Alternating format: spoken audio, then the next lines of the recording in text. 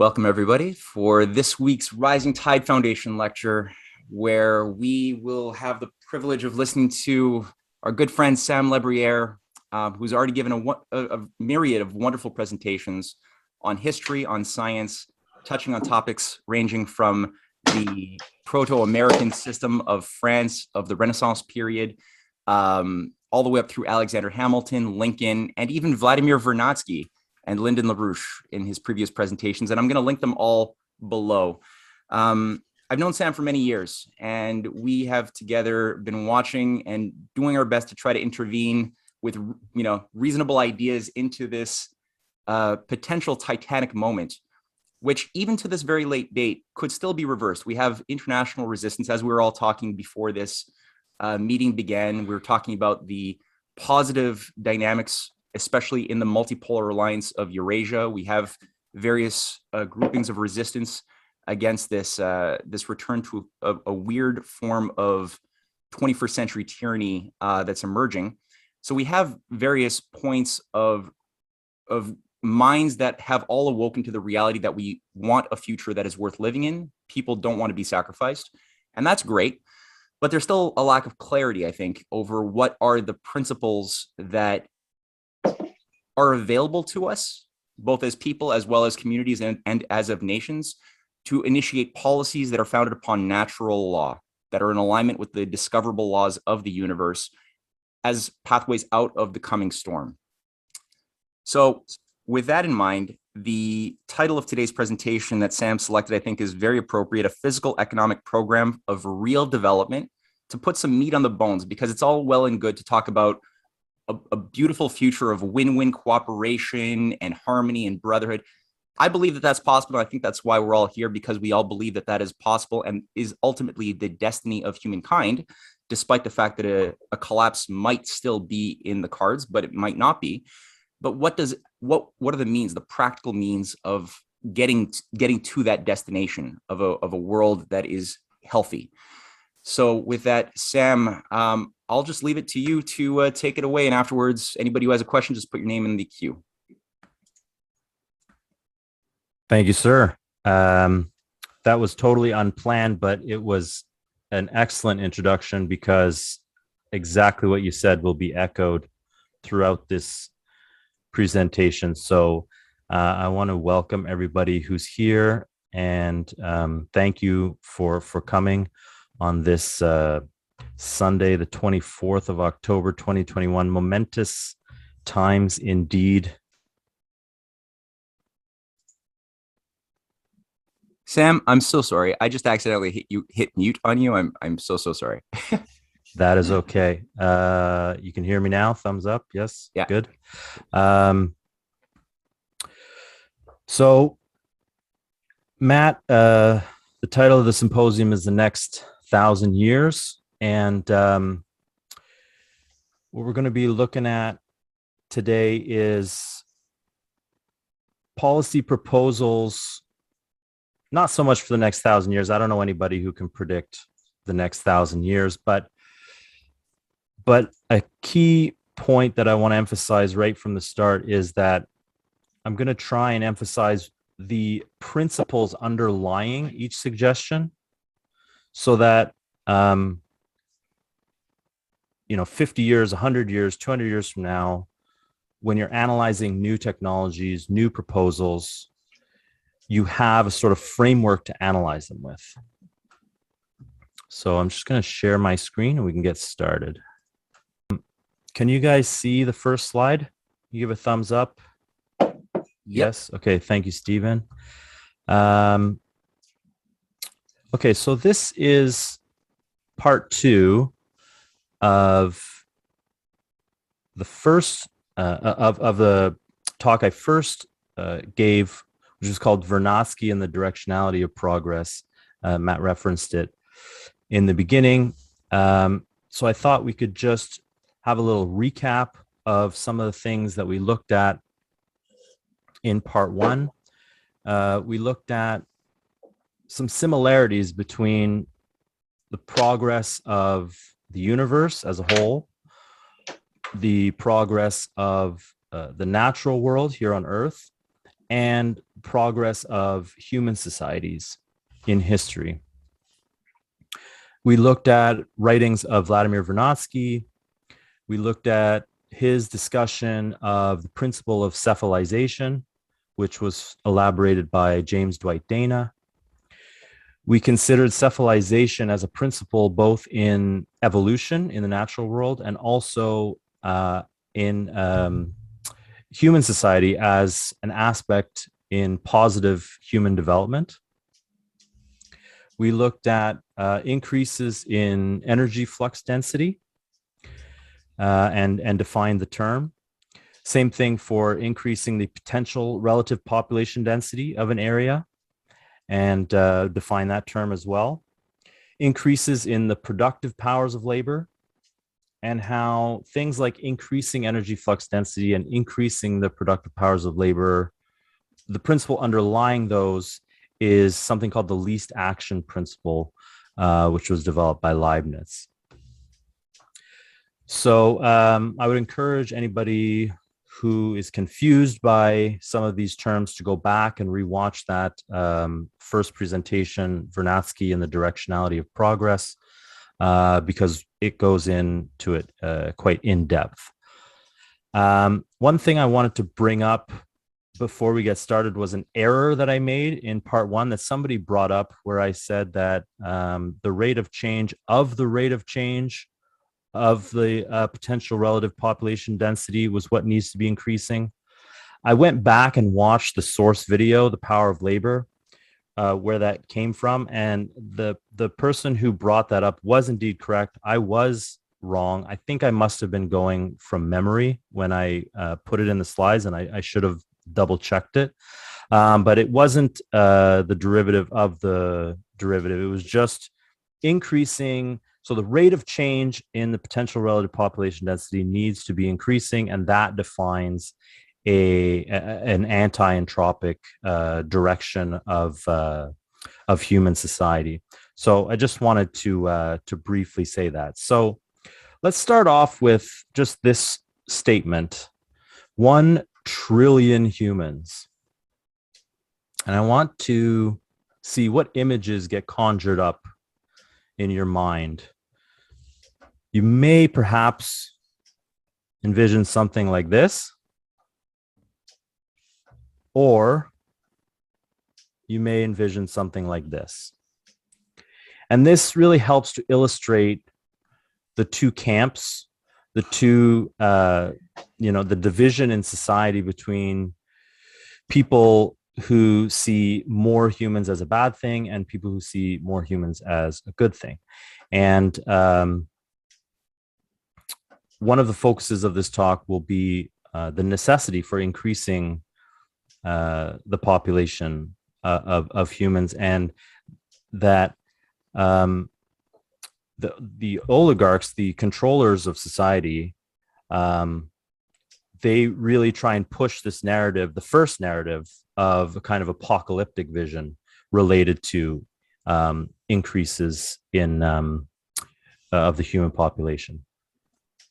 So looking now, like at the next 50 years, next 100 years, I feel like this would be an important thing to discuss anytime. But, given the last 18 months that we've been through with COVID, I feel like it's even more important. I think I ended part one saying it's not enough just to fight against something. You have to build the better tomorrow. And so what does that better vision look like?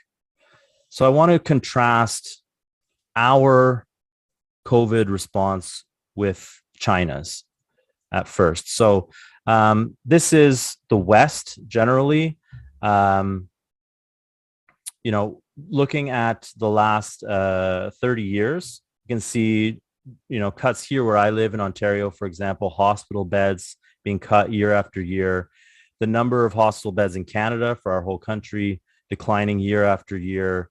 The number of hospitals, cutbacks, same thing around the world. The United Kingdom, hospital beds cut year after year. United States, You can see Canada is the worst among all of these countries for regular hospital beds and acute beds.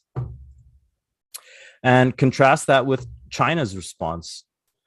You know, China stepped up. They built 2 hospitals in like 10 days. The first one is called the Huoshenshen facility, had 1,000 beds. They broke ground January 23rd and opened for first patients February 3rd. And the second one was called Laishenshen Hospital, 1,600 beds. Again, you know, built in 10 days or so. How do they do this? You know, what have we done? It's now 19 months. What have we done? We've had shortages, we have shutdowns, lockdowns. We now have vaccine passports. You have to show your papers. You know, this is really ominous stuff. Trudeau, this is fairly recent. Don't rant about short-staffed stores and supply chain woes. Try to lower your expectations. CNN, if you hope grocery stores would look like they did in the before times, get ready for some disappointing news. The before times. I mean, like, how propagandized are we? Trudeau, earlier this year, said the following. He said, what we learned from this COVID crisis, we will be applying to the climate crisis. So, you know, what does this mean? We're going to have climate lockdowns now. We're going to have climate passports. This is from the World Economic Forum. This credit card has a carbon emission spending limit. It tracks the carbon footprint of your purchases and cuts off your spending when you hit your carbon max. This is being promoted by the World Economic Forum, by Klaus Schwab and his ilk. This system is morally bankrupt, spiritually bankrupt, financially bankrupt. This is the dystopia we're going into, and we can't just argue against it. We have to be armed with a better narrative to inspire people to fight for it. And the good news is it's not very hard to come up with a better narrative because they have nothing to offer. So I want to deal first, before we get into it, with, you know, just sort of head off the obvious question that always gets brought up of, well, how are you going to pay for it? Right. And the economic system, the neoliberal reforms of the last 40 years in the West have made it so governments can't finance their own development anymore like they used to. There is no national banking anymore. There is no sovereign credit issuance anymore. And the paradigm which dominates in the West is that all government financing must come from the private sector and must be attached to fluctuating levels of interest payments depending on market conditions. So to counter that, I want to bring up the history of national banking and of Alexander Hamilton, which he wrote in his first report on public credit, which he submitted to Congress. This was the first Bank of the United States in Philadelphia, set up by Alexander Hamilton. And he wrote in 1790, in the first report on public credit, persuaded as the secretary is that the proper funding of the present debt will render it a national blessing. Yet he is so far from acceding to the position in the latitude in which it is sometimes laid down that public debts are public benefits, a position inviting to prodigality and liable to dangerous abuse, that he ardently wishes to see it incorporated as a fundamental maxim in the system of public credit of the United States, that the creation of debt should always be accompanied with the means of extinguishment. This he regards as the true secret for rendering public credit immortal. And he presumes that it is difficult to conceive a situation in which there may not be an adherence to the maxim. At least he feels an unfeigned solicitude that this may be attempted by the United States, and that they may commence their measures for the establishment of credit with the observance of it. And so this is a fundamental characteristic of American history for most of its history. Of course, it's suppressed now since the assassination of JFK, at least. But for most of U.S. history, this was a fundamental characteristic of the United States, and it is how the United States financed its own growth. Was the system of national banking first established by Hamilton.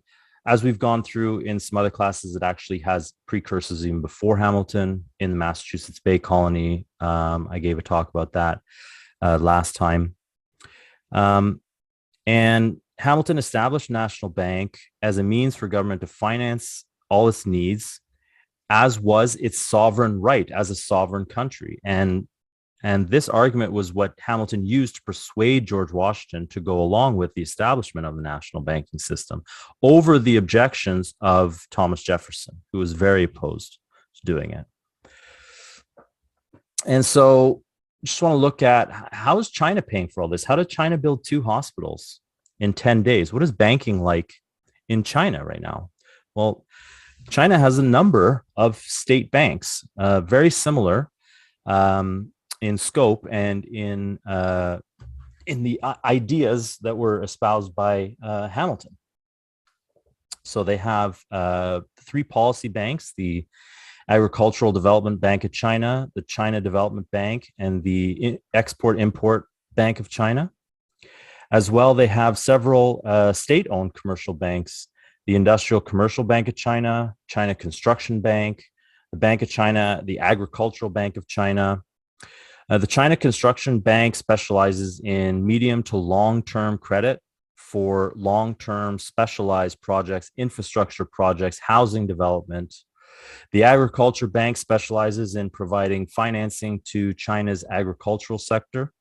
It offers wholesale and retail banking to farmers and other rural institutions. The Agricultural Development Bank of China provides funds for agricultural development projects. The China Development Bank specializes in funding infrastructure projects, and the Export-Import Bank, it specializes in financing trade and helping to develop companies to export and import in China.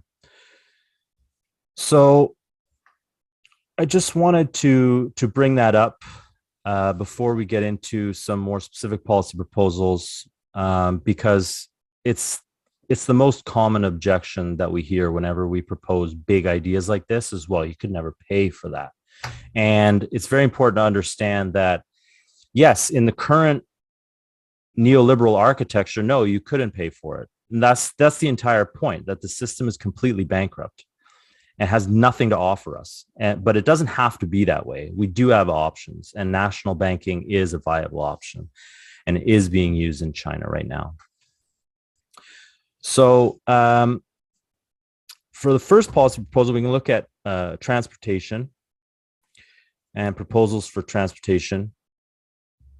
And I wanted to quote on this again from Hamilton in his report on manufacturers, because I love this quote, and it stuck with me the first time I read it all this time. And Hamilton said, "There can certainly be no object more worthy of the cares of the local administrations, and it were to be wished that there was no doubt of the power of the national government to lend its direct aid on a comprehensive plan. This is one of those improvements which could be prosecuted with more efficacy by the whole than by any part or parts of the Union. There are cases in which the general interest will be in danger to be sacrificed to the collision of some supposed local interests. Jealousies in matters of this kind are as apt to exist as they are apt to be erroneous. The following remarks are sufficiently judicious and pertinent to deserve a literal quotation. Good roads, canals, and navigable rivers, by diminishing the expense of carriage, put the remote parts of a country more nearly upon a level with those in the neighborhood of a town. They are, upon that account, the greatest of all improvements. They encourage the cultivation of the remote, which must always be the most extensive circle of the country. They are advantageous to the town by breaking down the monopoly of the country in its neighborhood. They are advantageous even to that part of the country. Though they introduce some rival commodities into the old market, they open many new markets to its produce. Monopoly, besides, is a great enemy to good management, which can never be universally established, but in consequence of that free and universal competition, which forces everybody to have recourse to it for the sake of self-defense. It is not more than 50 years ago that some of the counties in the neighborhood of London petitioned the Parliament against the extension of the turnpike roads into the remoter counties. Those remoter counties, they pretended, from the cheapness of labor, would be able to sell their grass and corn cheaper in the London market than themselves, and they would thereby reduce their rents and ruin their cultivation.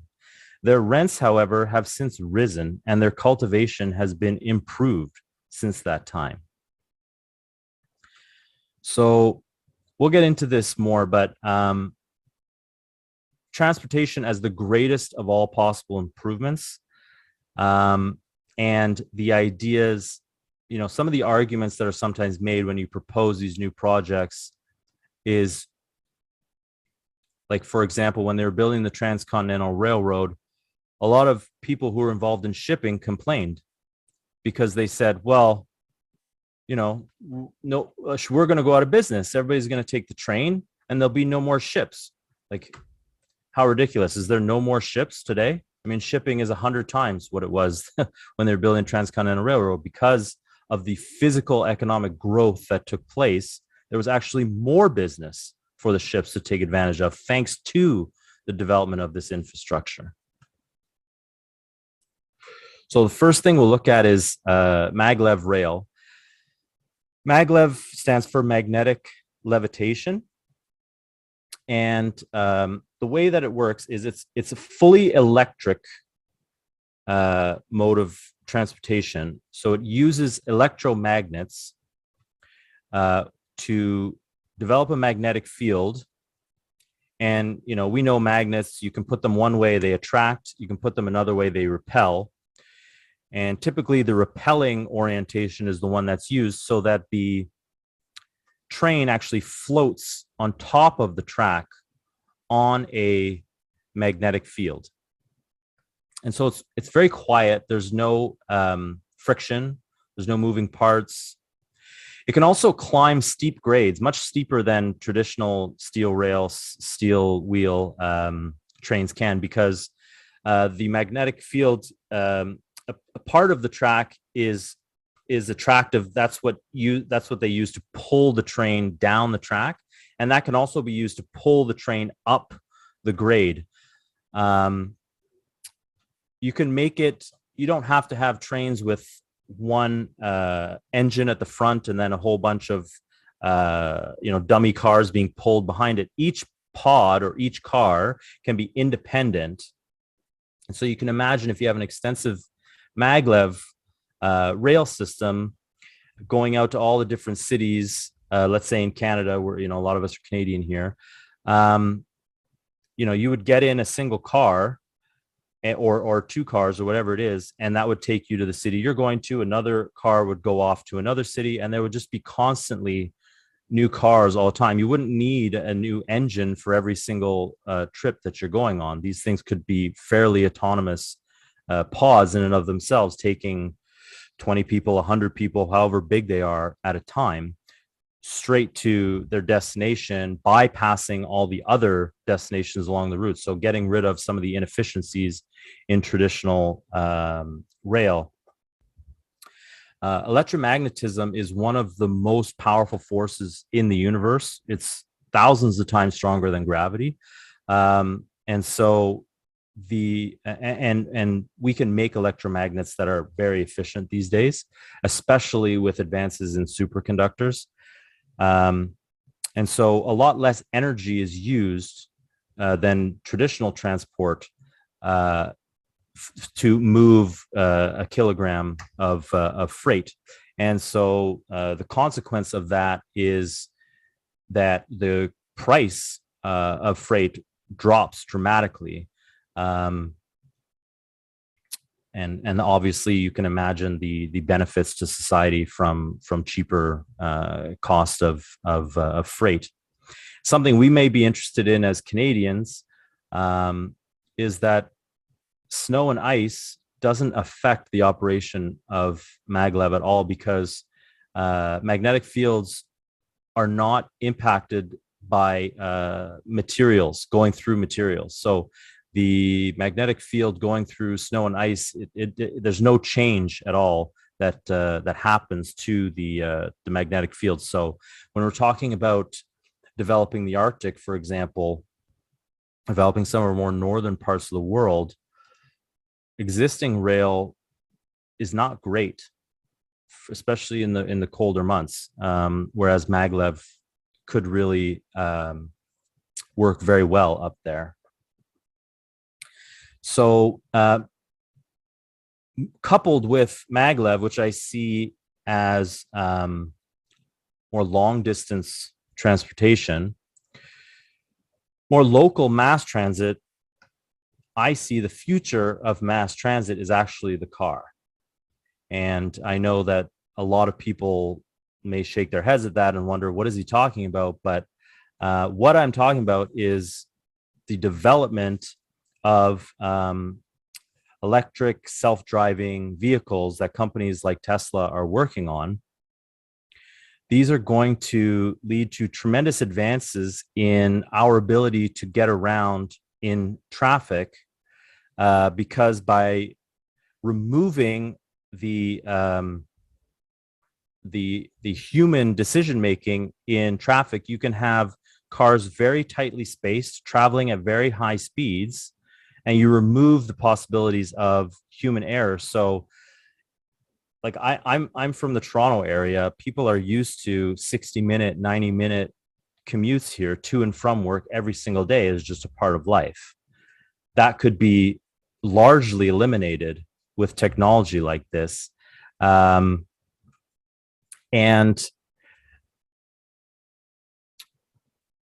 it's hard to envision now, but I think that the impact that would have on people's well-being, on the quality of life, and on just the efficiency in society, where you get rid of all this inefficiency in terms of traffic.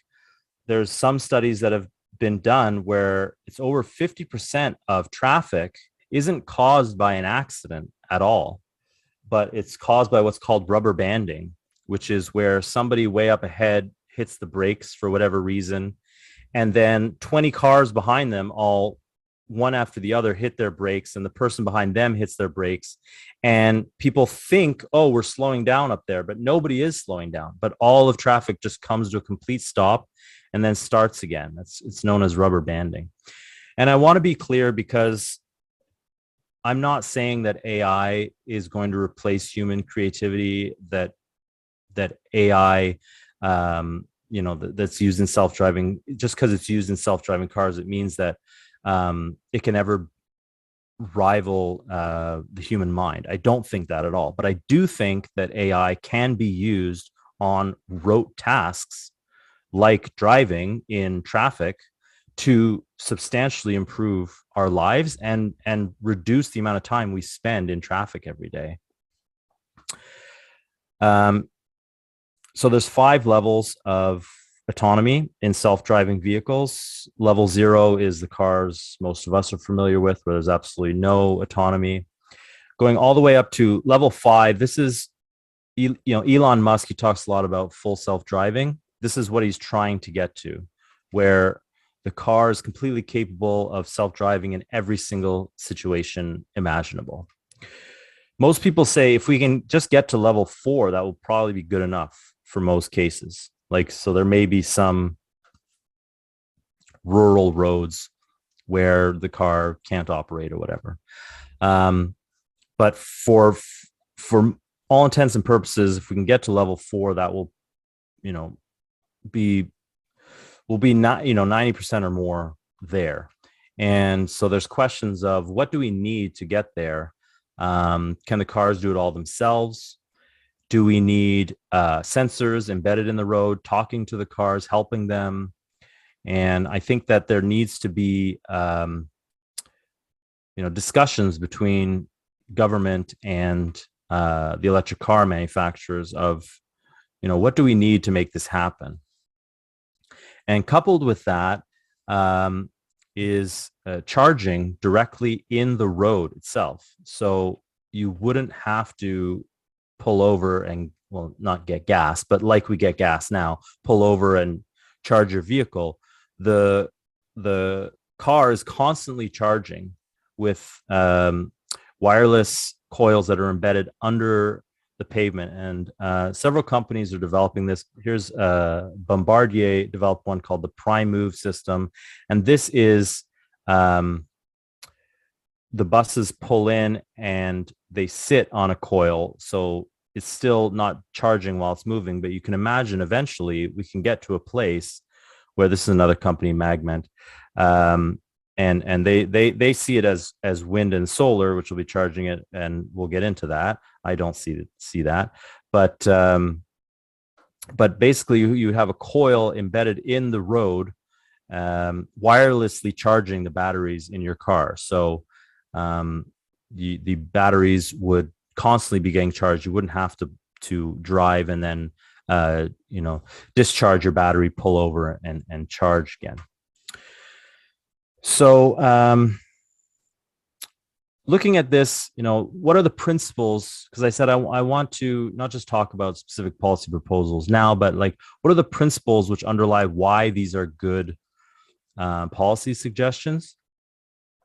The first one is we're increasing the energy flux density. So energy flux through society, if you start building maglev, you have all this energy contained in the maglev tracks flowing through society, which never existed before. So by definition, the energy flux density of that society is increased.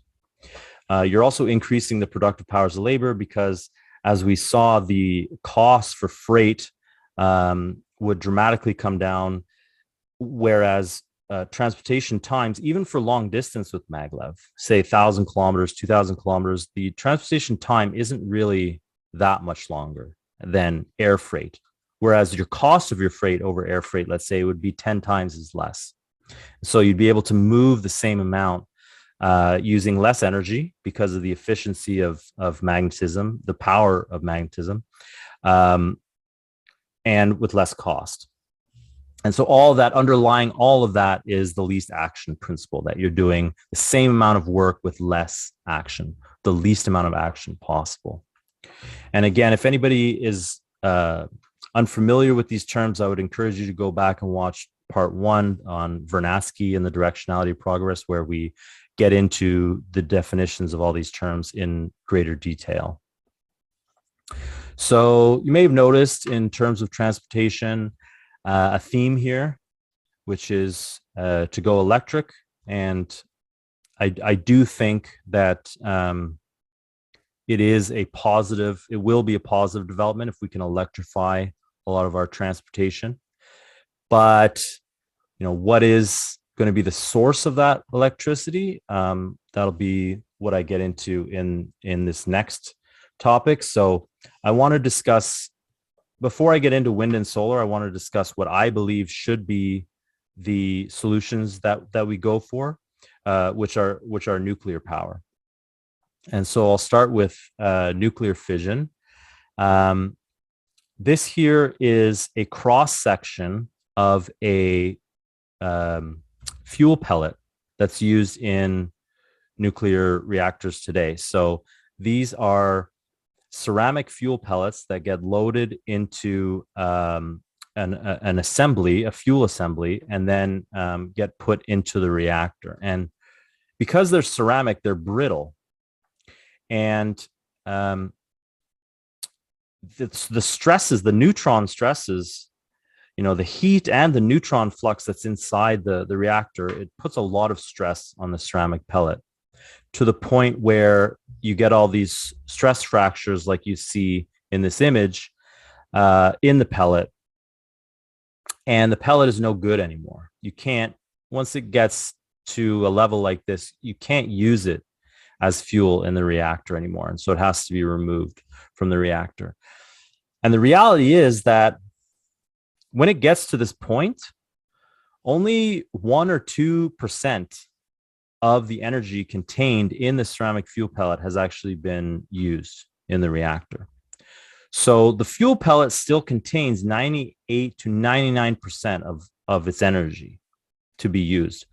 But we can't use it because it's gotten too brittle. Now, certain countries like France have what's called fuel reprocessing. So they take these fractured fuel pellets and turn them into brand new pellets. We don't have that in Canada, in the US, in many countries that use nuclear power. So what we do is we contain what we call nuclear waste. And so what is nuclear waste? Well, first, the spent fuel goes into giant cooling ponds like this. And water is actually an excellent blocker of radiation. So I think it's something like 18 inches above. You could swim in this pool and you would be absolutely fine. In fact, you could even dive down. And I think it's like 18 inches of water is enough to block all that radiation. The ceramic fuel pellet itself is safe. You can hold it in your hands. But some of the actinides in the actual fuel that got used, some of the residual actinides are very dangerous and highly radioactive for about 300 years. And so you wouldn't want to be really close to the spent fuel. But the water helps to block the radiation until the fuel is cooled. And then once it's cooled, it goes into these dry storage casks, which are bomb-proof, fireproof. You could literally fly an airplane into them and you wouldn't break them. They're very, very strong. So when you hear the term nuclear waste, what you should think is unspent fuel, because only 1 to 2% of the energy in the fuel has been used. It's still about 98 or 99% energy that could be used in a reactor. And in places like France, they do use it. They reprocess it into a new pellet. So it's not a bad system, but it's not great. It has some disadvantages. And a lot of those are inherent to the design of the current reactors using water for cooling. So water, as we all know, boils at 100 degrees Celsius. And the problem is 100 degrees Celsius is not 100 degrees Celsius is not hot enough, not even close, for industrial processes. Like to turn a turbine, to generate electricity, minimum you need 330 degrees or so. So the only way to get water to boil at a higher temperature is to put it under pressure. So the more you pressurize water, the higher its boiling point increases. And so we put water in nuclear reactors to somewhere around 90 atmospheres of pressure. So 90 times atmospheric pressure. It's highly, highly pressurized. And so all of the problems that we have, both from a terms of expense of nuclear power and safety of nuclear power, comes from this design decision, because the reactor vessels themselves become much more expensive because you can't have any welds. The welds would be a point of failure. So you need a single piece cast as one complete piece. And these vessels are very big. They're like 4 or 5 stories tall. So, the cost of making these vessels is very high, and there's not a lot of places in the world that can make them. And then all of the risks of nuclear power, every accident that we've ever had in nuclear power was caused by something failing due to the high pressure involved, like a pipe shear or something like that, where you have release of radioactivity into the environment. And this is why we have to build containment buildings, because the steam inside is under such high pressure that if you don't have, first of all, once it reaches the atmosphere, it starts to expand by like a factor of 1,000. So you need very big containment buildings to hold all this volume of steam and to make sure that this radioactivity doesn't get out into the environment, because it has a ton of energy behind it. Due to the pressurization, it can get out into the environment. So we need to move towards, in 4th generation designs, there's different proposals, but in my opinion, we need to move away from both solid fuel and water cooling.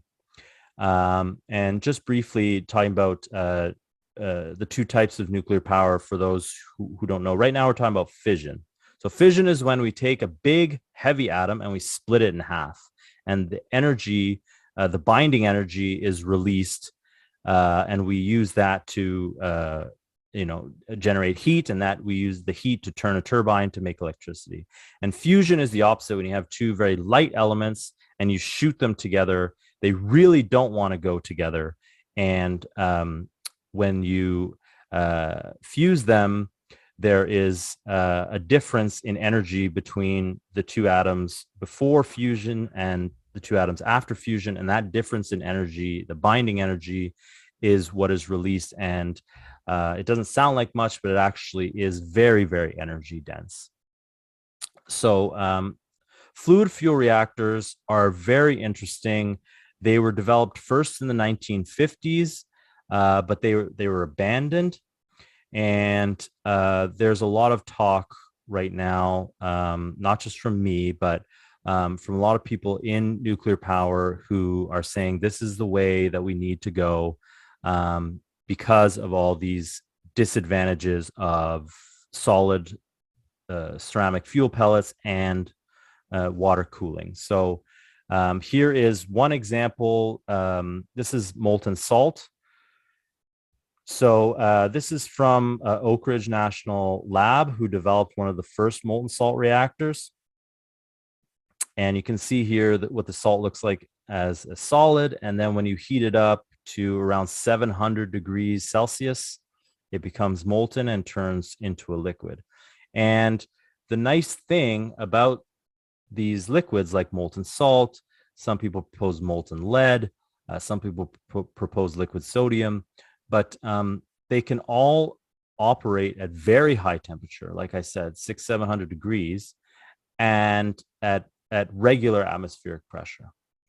And so all of the issues surrounding high pressure, water under high pressure in a nuclear reactor, go away.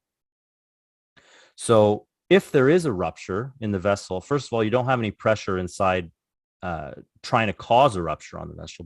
But even if you do have a rupture on the vessel, there's virtually no pressure behind the liquid that's coming out. So the ability of it to get out into the general population, into the atmosphere, is very, very low. It doesn't have a lot of force like pressurized steam does. So it just kind of, comes out of the reactor and starts pooling on the floor. So containment building design becomes much smaller, much easier, much cheaper. Sorry,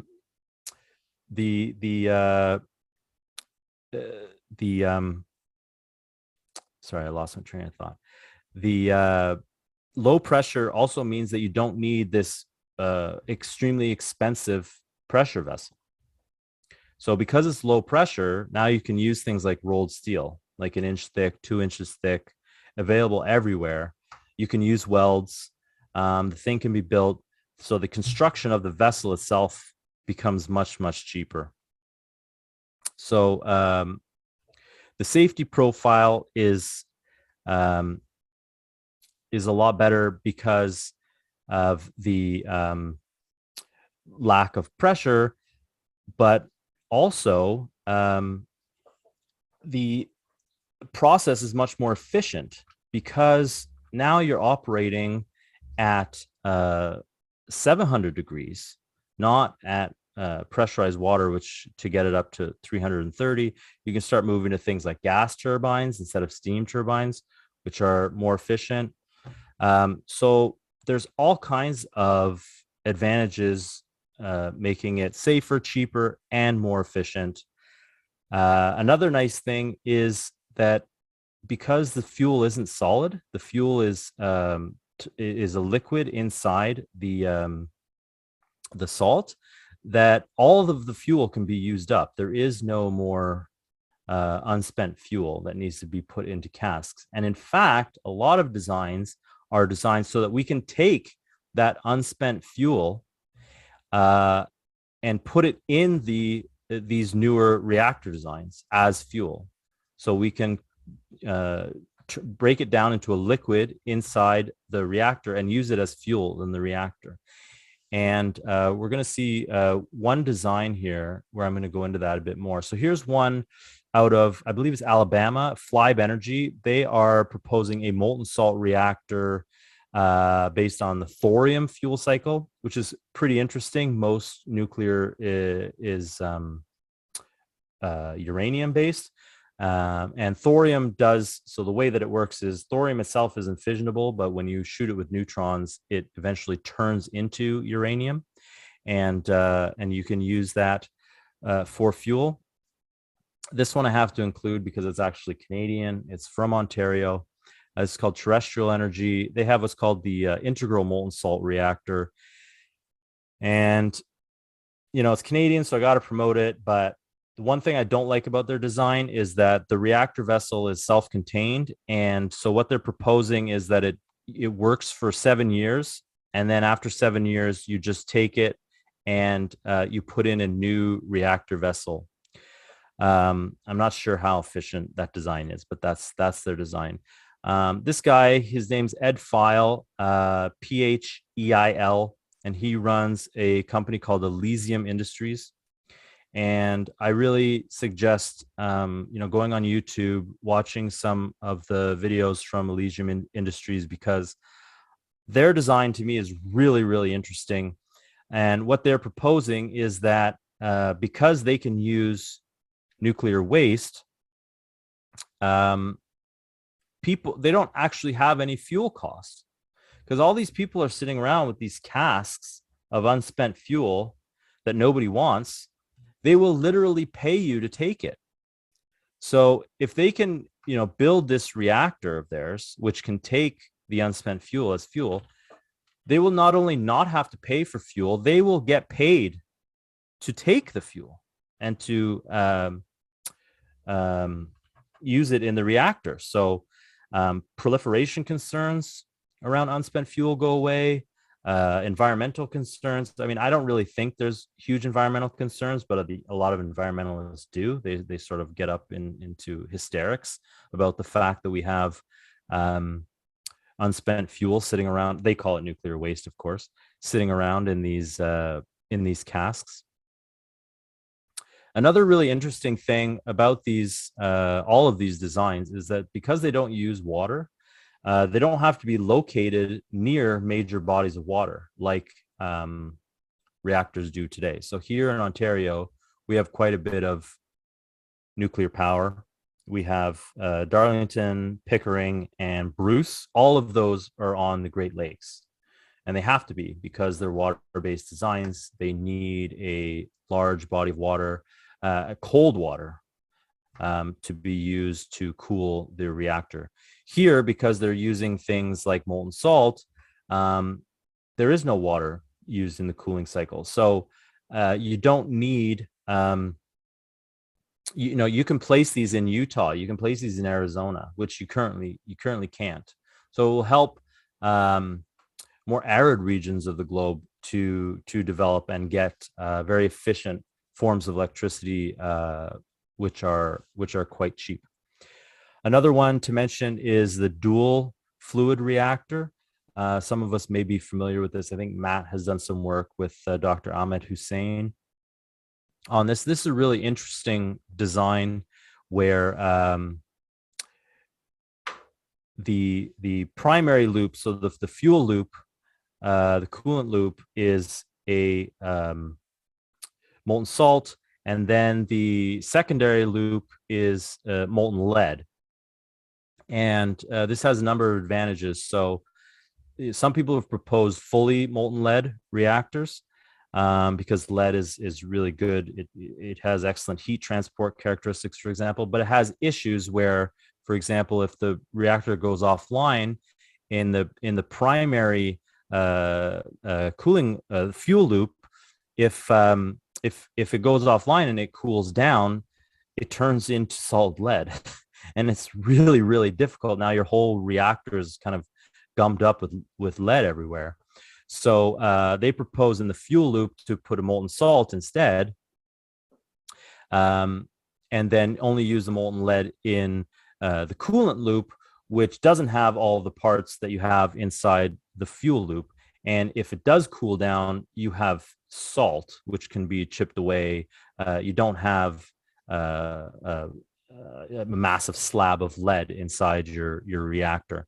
And conversely, within the coolant loop, one of the issues with molten salt is the corrosiveness of salt, which you then eliminate in the coolant loop because now you have lead in there, which is not corrosive. So it's a very interesting design. It's not very well known. I remember when I was working at Pickering Nuclear, I showed it to some of the people there, and there was one guy who absolutely loved it. And he said, I can't believe you showed this to me because I thought I knew every single reactor design that had ever been proposed. And he had never heard of this. And briefly, I'll go into breeder reactors as well. So a breeder is called a breeder because it breeds fuel. So it literally produces more fuel than it consumes. It's literally renewable energy. The way that it does this is because it's a reactor design that has a very high neutron economy. Neutron economy is the amount of neutrons that are produced from each fission. And actually, the dual fluid reactor I just mentioned is quite a good example of a breeder reactor. I believe it has a conversion ratio of 4, I think. So it produces 4 atoms of fuel for every 1 atom of fuel you put in. And this is the first breeder reactor ever. This is the experimental breeder reactor 1 in Idaho, and it was a liquid sodium reactor. So breeders have been around for a while. They were abandoned because at first they thought uranium was going to be quite rare, and later was found it's not so rare, and so the need for the breeder kind of diminished.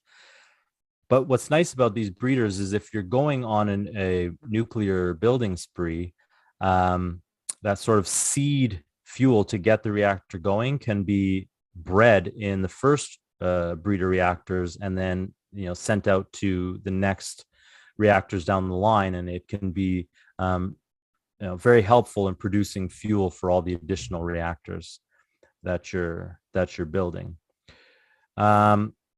So I'll go into fusion next, but I'll just say, like, all of these designs, they need government help. They're developing them themselves, but really to build the first reactor, even though they are going to be cheaper than the designs we have today, you're probably looking at $2 to $3 billion for the first reactor, assuming something like 500 to 1,000 megawatts for the first reactor.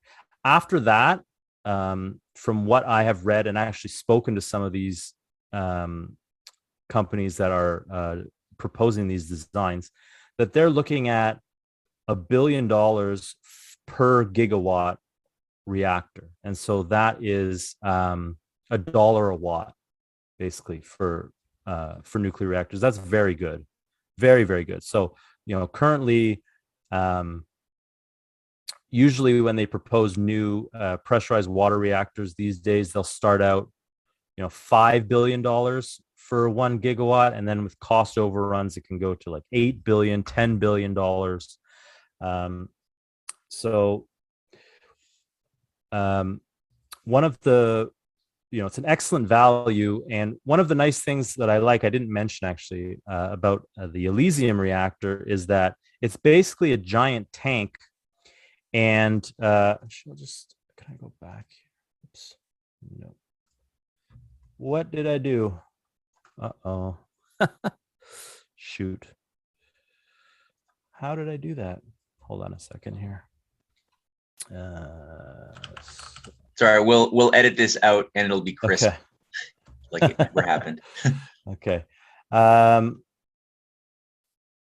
So I'll just go back now that I'm here. Anyway, I'll just go back to the slide because I just wanted to show one thing.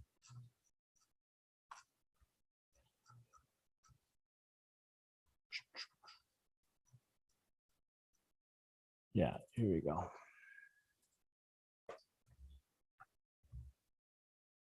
So I just wanted to show on this Elysium reactor. So maybe look at the one that says 400 megawatts electric in the middle, and you can see the vessel is in the middle, and that is basically just a giant tank. And it can be filled up to the maximum, but it doesn't have to be filled up to the maximum with fuel. You can keep it at 1/8 full, 1/4 full. And as you add more fuel, and you go up to, you see the one on the right, that's 1200 megawatts electric.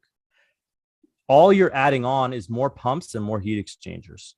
The vessel itself doesn't change. You add more liquid fuel to it, but you don't have to bring in any new components related to fission. And so the regulatory process for this is much, much simpler now. Like, yes, there will be some regulatory process anytime you want to add a heat exchanger or pump or whatever, but it's nothing compared to, if you want to add a new reactor to your facility. So just a number of advantages. I really, really like this design. And like I said, I recommend watching a few of the presentations from Ed File from Elysium Industries. He goes into it more in depth, and there's even more advantages I don't think I'm getting into here. So, so these kind of crash programs that can be done by the government, what happens is that these are public programs. These are done by the government. These aren't done by the private sector. And so because it's done by the government, patents and things that are involved, the knowledge that's developed in these crash programs rapidly can get disseminated to the general population and to industry, because the government isn't interested, like a private company is. The government isn't interested in patenting this stuff and privatizing it and keeping it to themselves. That isn't how they make money off of this, like a private company does. The way that the government makes money is through the physical economic increase that this research and development provides, because the government can tax that activity, and only the government can tax that activity. So the private sector cannot operate in this way. Only the government can operate in this way. And this is why typically private enterprise is opposed to doing this kind of really long-term research and development, this kind of risky research and development, because it's very difficult for them to make the money back. And in my opinion, this is the definition of good government, of a good government program. It's actually like kind of a beautiful thing when you think about, developing this knowledge and sharing it with all of humanity, and it being rapidly disseminated into society.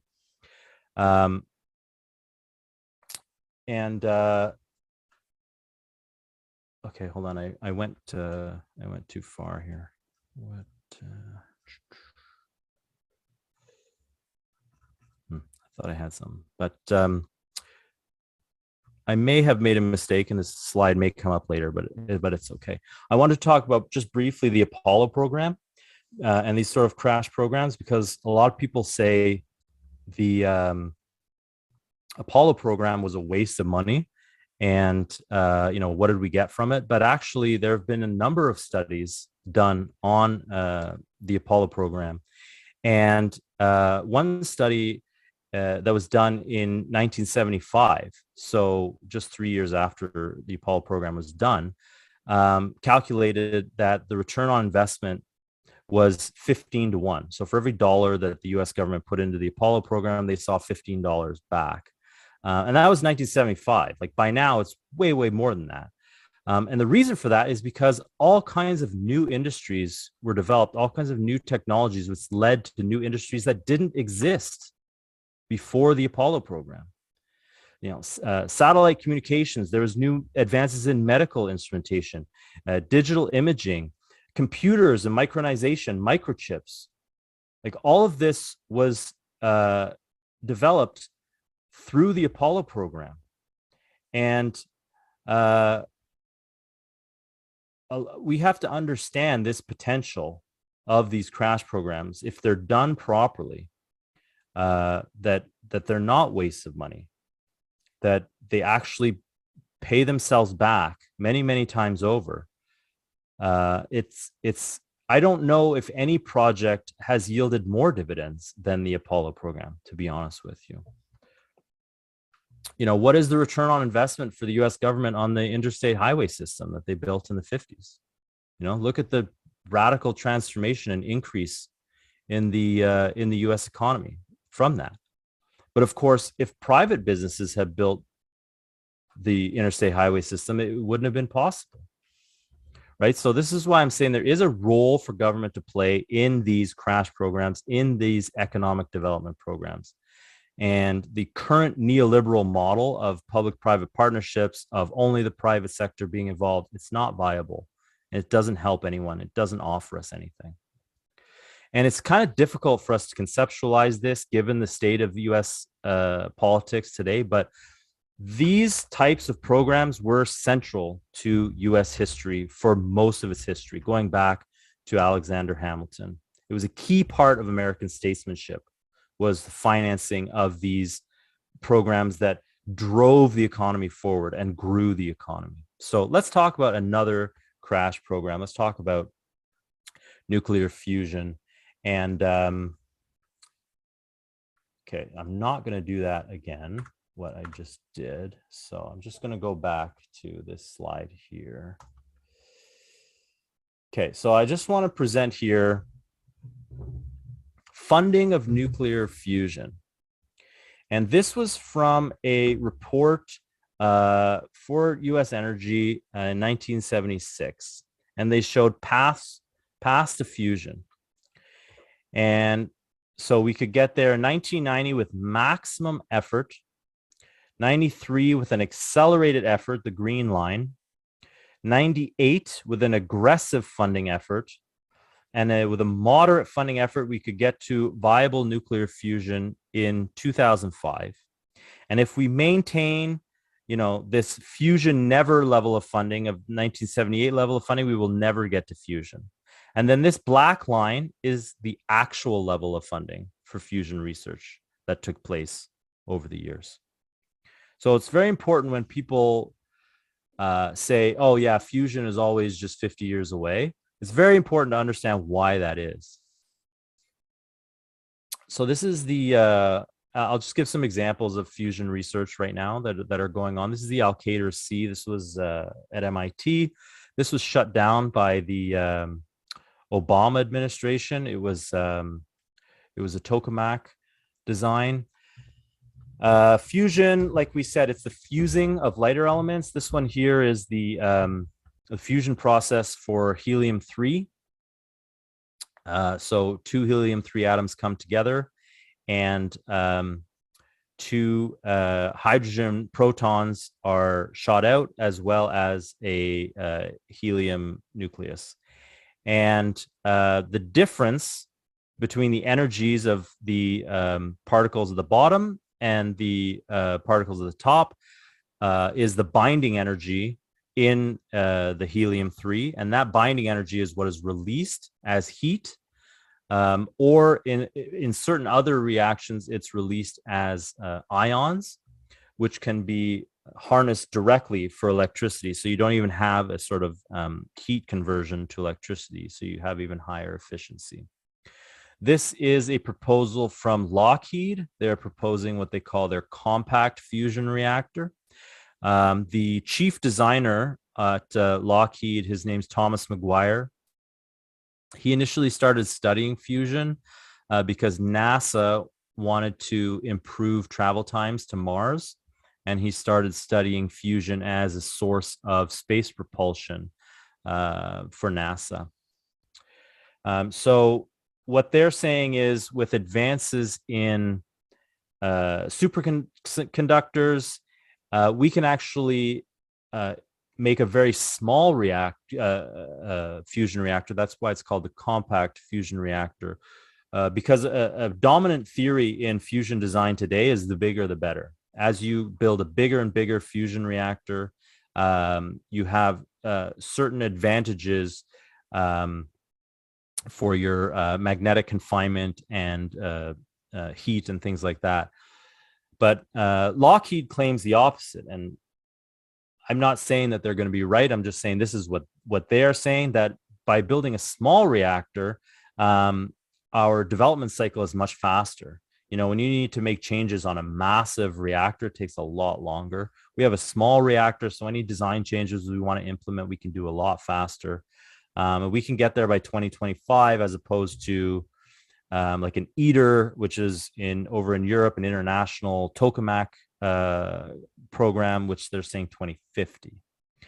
And a number of other advantages where the weight is lower because the magnetic fields are lower. And their claim is that they can fit on the back of an 18-wheeler. It would be that small. So could have a number of advantages, not just here on Earth, but also in space.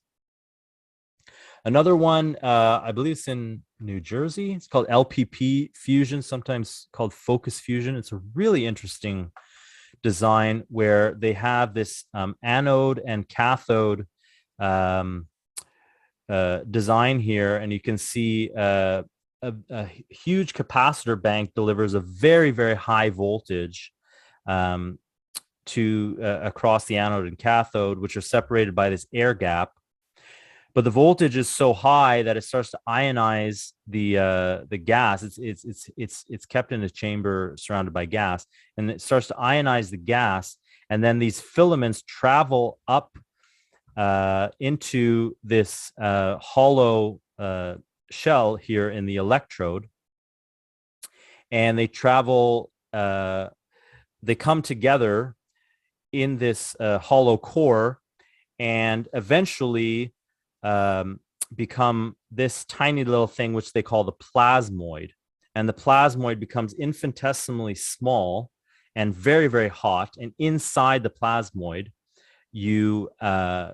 fusion occurs. And what's really interesting about this is things like plasma and filaments and all this are notoriously unstable and difficult to control. But the topology of this reactor actually encourages, it wants the instability. The instability itself is what leads to this kink in the filaments, which leads to this plasmoid. And so they are able, on a shoestring budget, I mean, they don't have any support. They have been able to accomplish some really interesting milestones in terms of temperature and plasma density, rivaling some of the biggest projects in the world funded by, international governments. So yeah, I'd encourage you to look up Focus Fusion. They have some pretty interesting stuff going on right now. And then lastly, I'll talk about stellarators. This is the Wendelstein 7X in Germany. And this is sort of, if you can imagine what it looks like, these are the coils, the magnetic coils of the stellarator. And the yellow is a representation of the plasma that flows around in a continuous loop inside these coils. And so it's a very intricate design, but what they are claiming is that with these stellarator designs, we can actually contain the plasma. Their goal is to contain the plasma for 30 minutes, which will be far longer than any previous fusion experiment, where typically the plasma lasts only for fractions of a second. So that'll be a key milestone to fusion, is the ability to maintain the plasma. Although I will say, focus fusion, their design is really interesting, because that plasmoid, it develops and causes fusion and then disappears. And so what their design does is they're attempting to drive these high voltage arcs of plasma 200 times per second. So at 200 hertz, you'll just have constant plasmoids being generated and then collapsing, and fusion constantly occurring. They estimate somewhere around 200 times per second. So it's not necessary to maintain the plasma in their design, which is another thing I find really interesting. And I think if you look into them, you'll find the milestones they've been able to achieve on such a low budget. It has to be because there's something really unique about their design that they're doing. But fusion, if we can get there, fusion can allow for these kind of limitless breakthroughs to occur in society, by just the temperatures we're able to reach, and the efficiency, the fuel density, and the fact that the fuel itself is some of the most abundant stuff on Earth, like things like hydrogen and helium, things like that are, hydrogen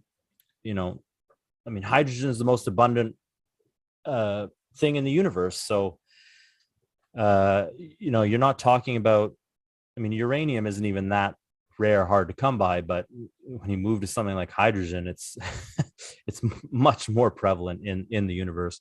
We can move to things like the fusion torch. Fusion torch uses the plasma in a fusion reactor and diverts a little bit of the plasma off into a separate channel. And we can use this for things like mining and things like waste recycling. So, all of us are aware of the current limitations with recycling, our current methods of doing things. This would be, a quantum leap in terms of being able to recycle anything, any material we would want. You would drop it into the fusion torch and it would break it down. The plasma is so hot, so intense, it would break it down into all of its constituent elements.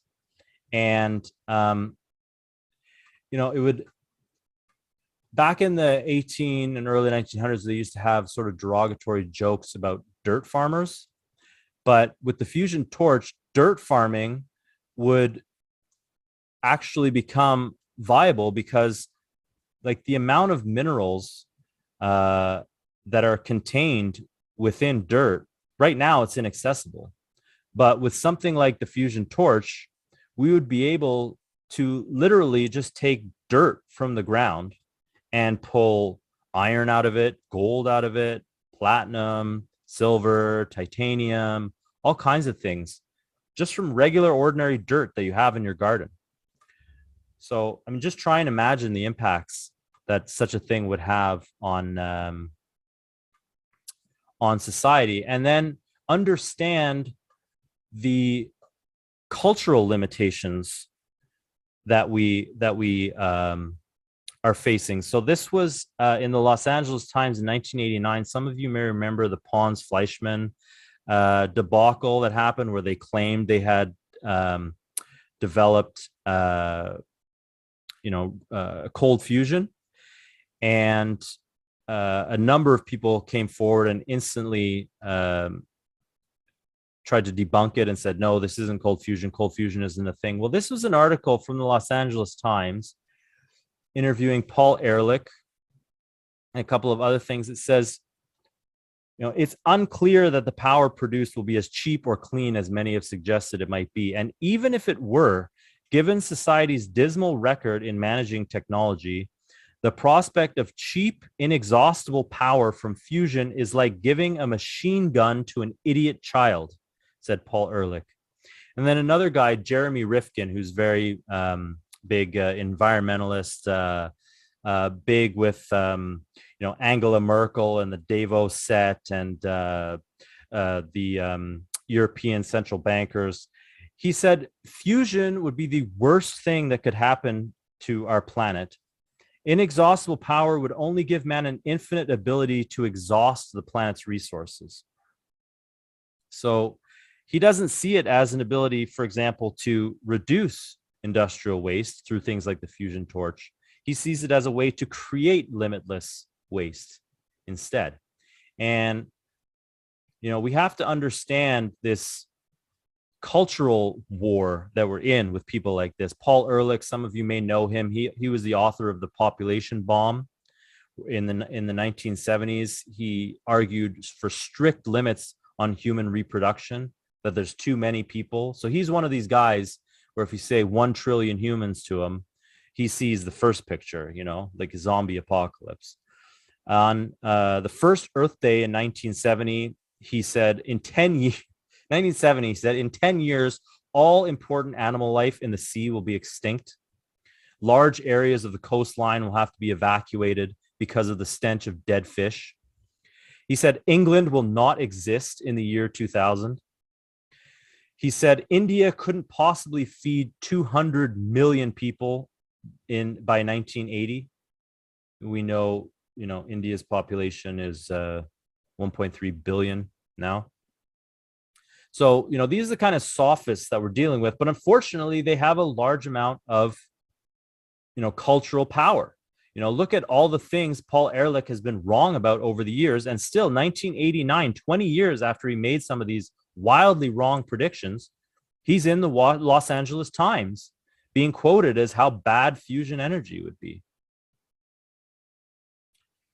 So, again, what are the principles underlying the benefits of going towards nuclear power? So obviously we're increasing the energy flux density in society. So if you remember from part 1, the chart that I showed of the the energy density of different fuels, going from natural gas to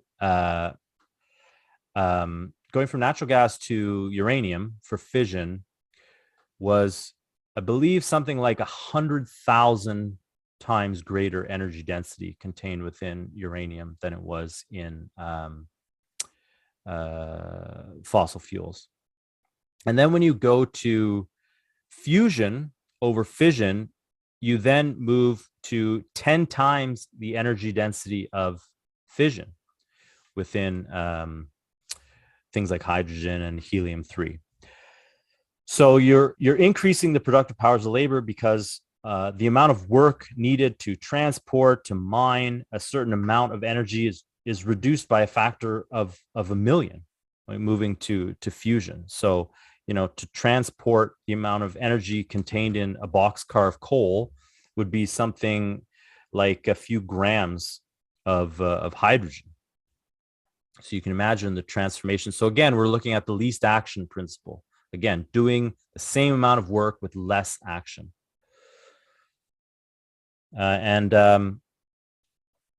one thing I forgot to mention was if we use nuclear power for water desalination, which has been proposed by a lot of people, so we generate clean drinking water from seawater, we could also increase the potential relative population density of a lot of the arid land around the world through nuclear power.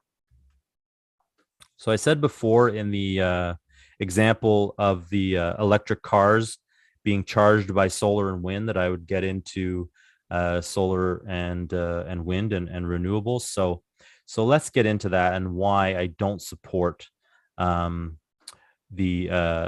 development of solar power, wind power, why I think they're a huge waste of time and money. And we're going to try and look at it through these same lenses of increasing energy flux density as being a positive, increasing the productive powers of labor being a positive, et cetera. So This is a map of solar irradiance after the atmosphere. So this is a map of the actual watts per square meter that actually hit the Earth after the atmosphere. So you can look at where we are, Ontario or Quebec. You know, what are we there? Are we in the white part? Are we in the light blue? I'll be generous and say we're in the white part, which is 200 watts per square meter. So that's fixed. You can never change that. That is the energy flux density of solar power, and nothing you can do concentrating it with mirrors or whatever doesn't matter. You can never increase that, and it's an abysmal energy flux density. So if you look at the amount of energy contained, even in just a fission reactor, you know, where you can get however many gigawatts of energy from, you know, 10 acres or so, 10 acres of solar panels, we're going to go through it, but it's nothing compared to nuclear power. So wind energy is the same. So the wind is a very diffuse form of energy. Wind farms, so the bigger the wind turbine and the higher the energy rating of the wind turbine, the more acres of land it needs. So depending on the size of the wind turbines need anywhere from 25 to 100 acres per megawatt, not per gigawatt, per megawatt. Megawatt is a million watts. Gigawatt is a billion, right? So it's 1,000 times more. So when we say, you know, a nuclear plant is 10 or 20 acres, and you're talking about 8 gigawatts, 10 gigawatts. Here we're talking about 25 to 100 acres just for 1 megawatt for wind energy. And of course, it's intermittent, just like solar. It's not reliable energy. You never know when it's going to be on or off. Now, unlike solar, the wind can blow at night. The wind can blow on cloudy days. And solar does it a little bit better. So if we are very generous and we take the most efficient solar cells that are on the market today, these N-type IBCs in the bottom right corner, and take the highest rating of 23% efficiency, we get roughly 5.3 acres per megawatt. So it's better than wind, but unlike wind, cannot generate energy at night, cannot generate energy on a cloudy day. Just here where I live in Toronto, I ran some rough numbers. And this is just the city of Toronto, not the greater Toronto area, but just the city of Toronto has roughly 700,000 households. And on average, in Ontario, households use about 30 kilowatt hours per day.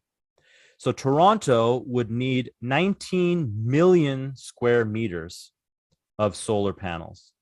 And again, that's not the Toronto, like Toronto became a mega city several decades ago. I'm not talking about that. I'm not talking about including Scarborough and North York and all. I'm just talking about the city of Toronto only. Just for the city of Toronto, you would need 19 million square meters of solar panels. So we see this a lot, I mean, I think it's total nonsense, but we see this a lot where they claim solar is now the cheapest form of energy. So what are you talking about, Sam? Solar is way cheaper than nuclear power, right? So let's get into this, because this is highly deceptive. And if you notice, one of the people who ran this study that's often quoted is Lazard Brothers, which is the large multinational investment bank, like a Goldman Sachs or a JP Morgan. So what do we get into with solar is that because the sun isn't always shining, and so you can't always depend on it. In energy generation, you have a concept called capacity factor. Okay, and capacity factor, what it is you take the rated output of whatever energy source you have, a nuclear reactor or solar panel, whatever.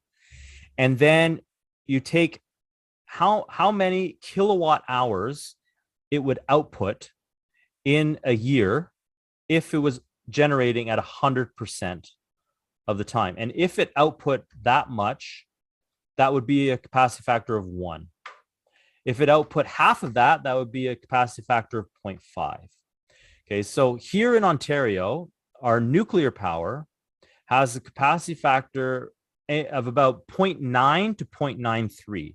So our nuclear is generating about 90 to 93% of the total energy that it possibly could produce in a given year.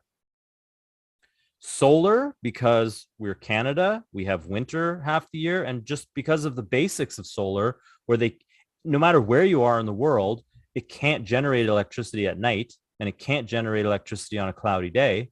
Solar in Ontario has a capacity factor of 0.17. So it's generating 17% of the total amount of energy that it could if it could operate all the time. And wind's capacity factor in Ontario is 0.27. So 27% of the time.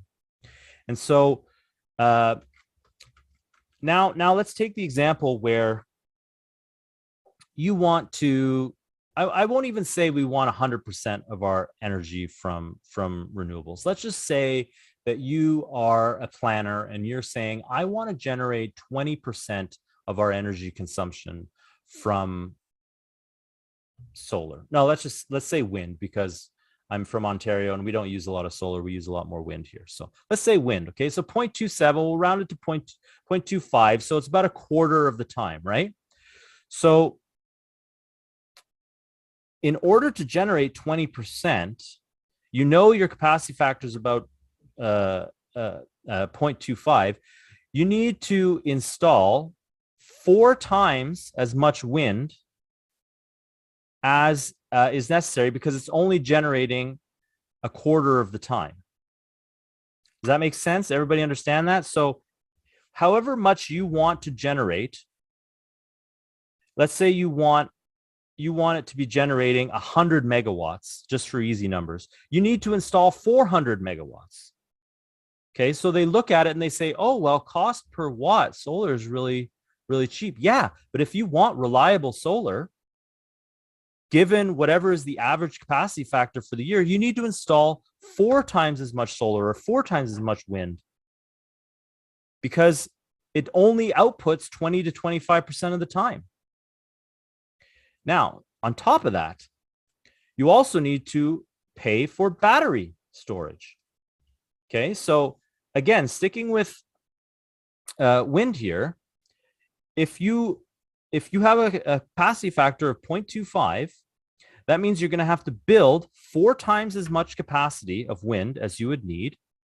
And then you would need to build 3 times as much energy storage, because when the wind is really going, 25% of it will power you now, and then 75% of it will have to be diverted to the batteries, because we know the wind only generates electricity on average 25% of the time. And again, I'm rounding here. I know it's 27%, whatever. Just go with me here. It's close enough, just for easy numbers.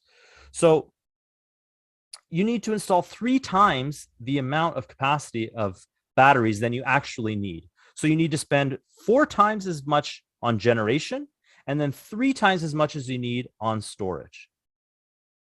And then on top of that, don't forget, sometimes, even with all this planning, sometimes if it's wind, let's say, you'll have a few days in a row that aren't that windy.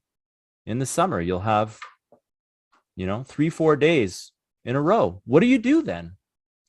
What do you do if you're depending on that energy for your hospitals, for your schools, for your industry? You can't say, oh, we're just going to shut all that down, right? You need some kind of backup to the renewables. So on top of all of this extra investment you need to make in renewables, you also have to have a grid, a fully functional grid, to supply all that energy when the wind isn't blowing or the sun isn't shining. So you have all that additional cost as well. So, this notion of solar is the cheapest amount of energy, is the cheapest form of energy. Yes, only if you look at this solar panel costs X amount of cents per kilowatt hour. But if you don't look at capacity factor, if you don't look at how little these things actually generate electricity and all of the extra things that you need to buy if you want any semblance of reliable energy, it's hugely expensive. And you can see, like, what will this lead to if we promote more and more renewable energy? This will lead to a state of energy poverty, right? And if you think about what the oligarchy wants, this is what they want. They want us to be energy poor. They don't want us to have cheap and abundant energy where we're growing our physical economy. This plays right into their hands. So again, we see, the principles of progress. Do you increase energy flux density with solar and wind? No, you do not. You aren't increasing the productive powers of labor. You're making electricity less available and more expensive. And you're doing the same amount of energy. You're getting the same amount of energy for more money, for more work.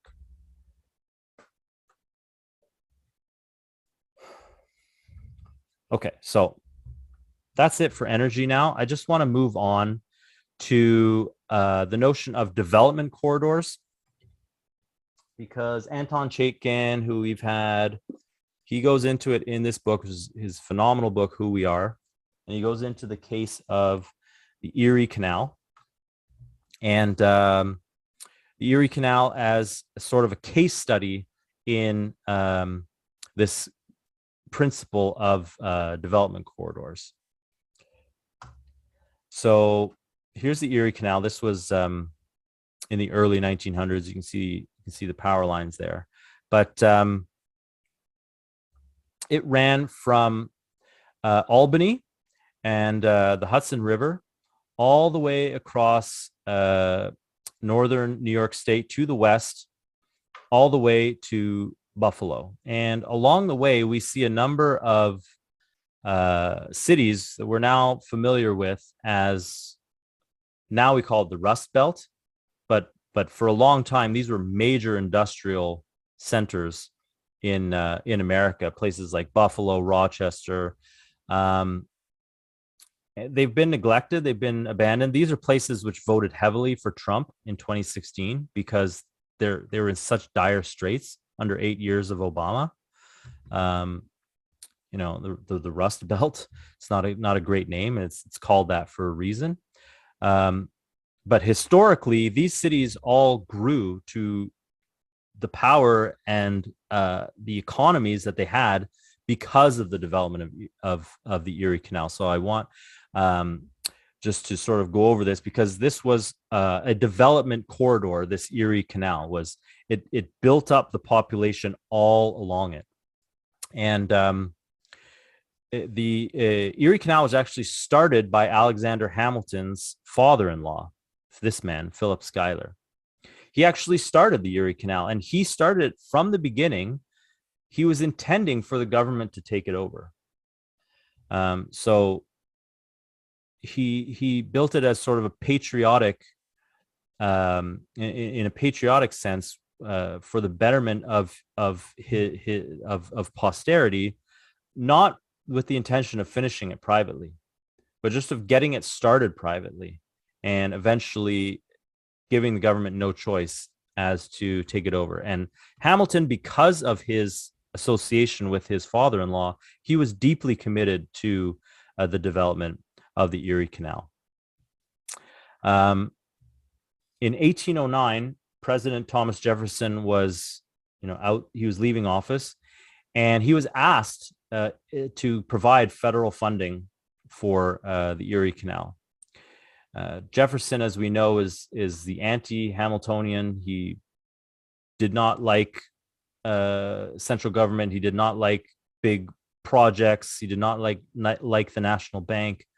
And he declined to fund the Erie Canal. And he said it's going to be at least 100 years before we can build this thing, given our current state of technology. 100 years.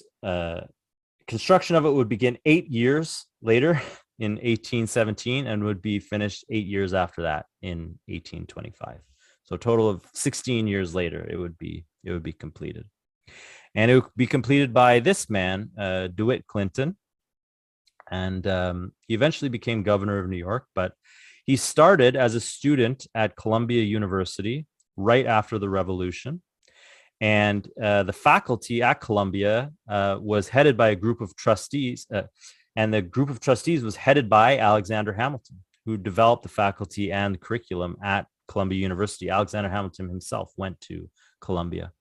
DeWitt Clinton studied natural science, he studied mathematics, and he studied political economy, and he was quite a gifted student.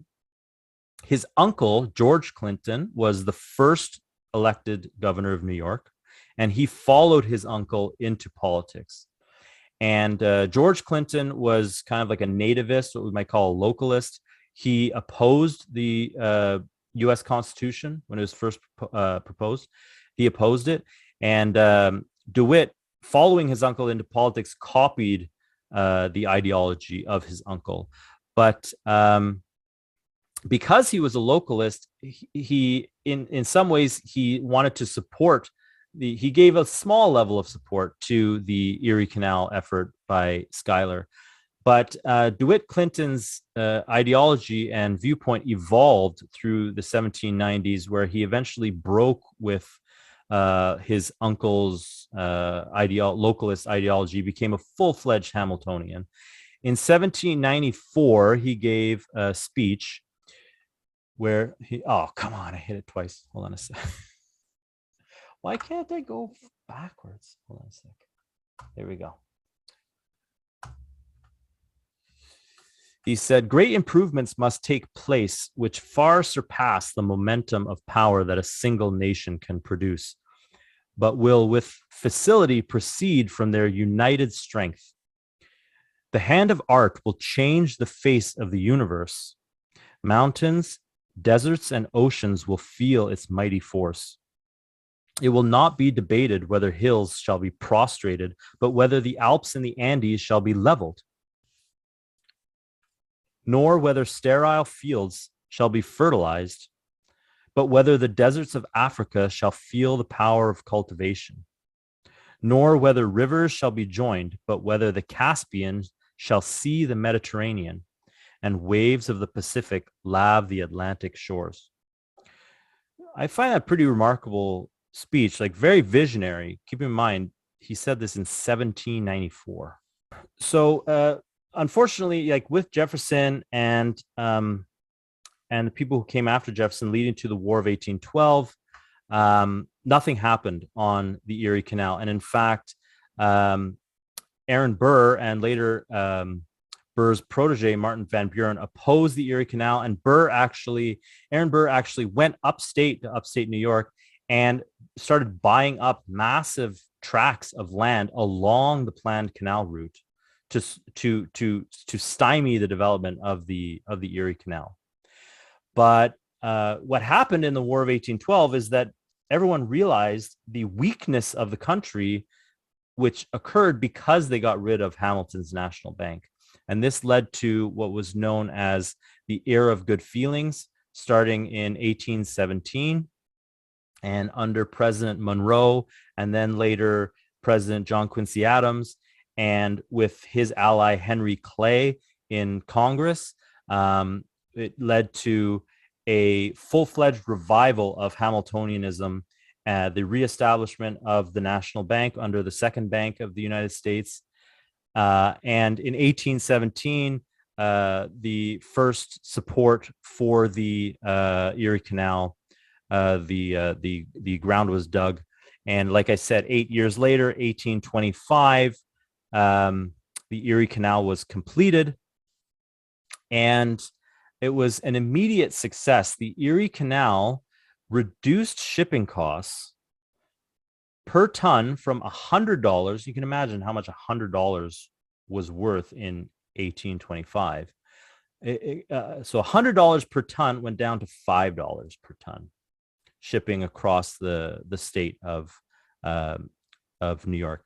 It also made New York City the commercial and industrial powerhouse that it became. So prior to the Erie Canal, New York State was the most pro-slavery state in the North because of its trading status, because of its port, a lot of the slave trade that occurred in the North occurred in New York State. And there was a lot of, there's a lot of slave power for a northern state in New York State. The Erie Canal completely turned the state around, and it made New York City not a slave trading power, but an industrial power and a commercial power instead. And you can see in this picture here how it ends. The canal ends at Albany at the Hudson River. The boats would then sail down the Hudson River to New York City, to Manhattan, and then sail out from there. And so in 1825, the American system is in full swing, and they want to extend the Erie Canal westward through Ohio. DeWitt Clinton was instrumental in this. He was honored in Ohio. He was at the groundbreaking ceremonies for the Ohio canals. The first one was called the Erie and Ohio Canal, and they built several other ones. Here's a list of Ohio's canals here. You have the Miami and Erie one. DeWitt Clinton was instrumental in the development and the inspiration for these, and he was invited to Ohio many times because he was like kind of a local hero amongst them. So these kinds of development corridors, we have to understand the principle of development corridors and how. So obviously we're not talking about building canals today. What are we talking about today? We're talking about building nuclear power. We're talking about building Maglev Rail. We're talking about building self-driving autonomous cars. These developments, they tend to build up the population all around them. And so this is why we're proposing them. It's not just about building Maglev Rail. It's not just about building a nuclear power plant. It's about the growth and the development of the surrounding populations along these routes. And just to give an example, like here where I'm from in the Toronto area, and I'm originally from Montreal, if you can imagine this whole region integrated with a maglev system that's able to travel at 500-600 kilometers an hour, where it's integrated with cheap and abundant electricity for our new electric cars, for our maglev, for our industries from these new electric nuclear power plants, this would become like Toronto to Quebec City would become one integrated development corridor. It wouldn't be, oh, I'm from Toronto, I'm from Quebec City. You could live in Toronto and work in Montreal. It's 500 kilometers away. If the maglev goes 500 kilometers an hour, that's 1 hour travel time. Here in Ontario, 1 hour commute time each way is pretty standard. People going up to Barrie, because our GO trains here are so, abysmally slow. They go 35 kilometers an hour. People have a 2 hour commute each way just from Barrie. So, 2 hour commute, you could live in Quebec City in this way. So it would become one fully integrated region. And that's the principle that these development corridors are based on. And I'm just going to read this quote from Sergei Witte. He was instrumental in building the Trans-Siberian Railway in Russia after the U.S. Civil War, and a bunch of American patriots went over to help Russia build their transcontinental. And he said this about the developing, the civilizing aspect of the railroad. He said the railroad is like a leaven which creates a cultural fermentation among the population. Even if it passed through an absolutely wild people along its way, it would raise them in a short time to the level requisite for its operation. So, okay, now moving on from nuclear power, what can we do with nuclear power? What does it open up? What does nuclear power open up for us? So let's look at nuclear power in space, first of all. So this is the Nerva rocket. This was actually developed in the 1960s. under the Kennedy and Johnson administrations, they developed this nuclear rocket called the Nerva rocket. And it was complete. I mean, it worked and it was shelved. Like, there's no reason why we can't go back to developing these types of technologies. Here you can see the scale of the Nerva rocket. And actually, Donald Trump actually had a directive at the end of his presidency reviving nuclear power for space, for both energy and for propulsion. And Rolls-Royce, I believe, and the UK Space Agency are also now reviving this idea of using nuclear power in space. But Wernher von Braun in 1969, he proposed that we go to Mars, a manned mission to Mars, in 1985. That's how fast he envisioned us making it to Mars. And part of his plan involved using a reusable nuclear shuttle. President Nixon considered the idea, but due to costs of the Vietnam War and things like that, he decided against pursuing von Braun's plan. He went with developing the space shuttle instead.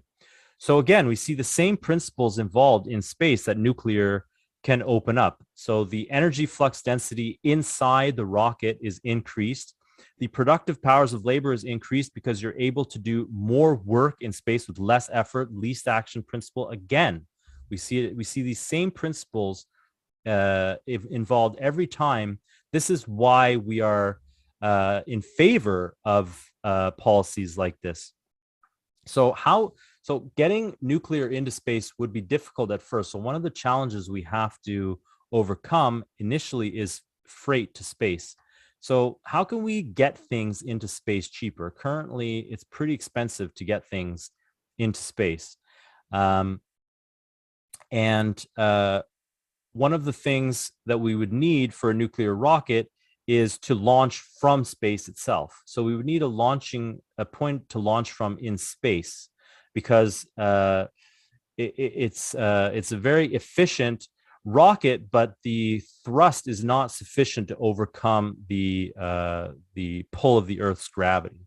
So how can we get things into space cheaper? There's a few proposals, like SpaceX, and Elon Musk proposes that they can do it. And SpaceX has actually been, fairly successful. I think they've reduced the cost of freight to space by a factor of 10 so far, but this is over NASA. Like, they found a number of cost overruns, like of just inefficiencies in rocketry when they started looking at it, and found they could do it a lot cheaper. Another proposed idea is the idea of a space elevator. So you have a cable tethered to the ground and a floating station at the top, which is actually anchored in space, and due to the rotation of the Earth, it remains stable. And so you could actually, like an elevator, put freight on it and lift it up into space using the space elevator. Another idea is a space plane concept, where this thing takes off like an airplane and lands back on Earth like an airplane, but can fly to space to reduce the cost of rocket launches. So this is something where, we should all be cooperating internationally on something like this. We should be working with, an international consortium involving China, Russia, India, the European Union, the USA. All of us should be working on how do we get things into space cheaper. This is a very, very beneficial project for us to be working on. And again, we would be helping to increase the productive powers of labor through making it easier and cheaper to get things into space, least action principle, using less energy to accomplish the same amount of work to get the same amount of kilograms into space. Another thing that we should look at is the industrialization of the moon. And this is for a number of reasons. So Project Artemis, which was started under President Trump, one of the end goals was starting a base on the moon. And there's a number of reasons why we would want to do this.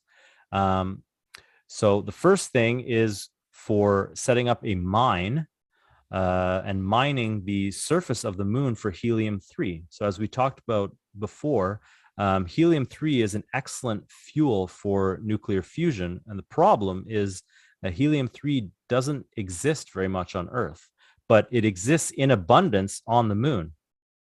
And so the moon would be an excellent place to start mining for helium-3, both for fusion in space and for fusion back on Earth.